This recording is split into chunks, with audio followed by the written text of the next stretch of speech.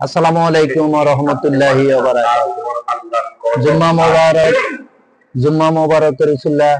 আমরা সবাই সবার জন্য দোয়া করব। দেশে প্রচুর পরিমাণ গরম পড়তেছে।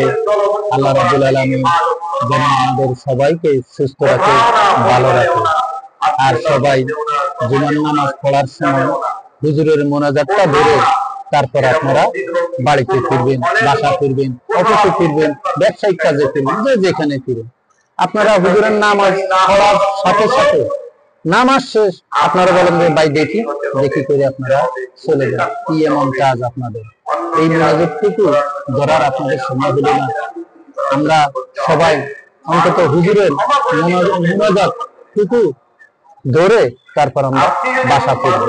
কারণ সময় পায় না গার্মেন্টসের কর্মীরা, তারা 1 ঘন্টা সময় বাসা আসবে, খাবে, তারপর আবার নামাজ পড়বে।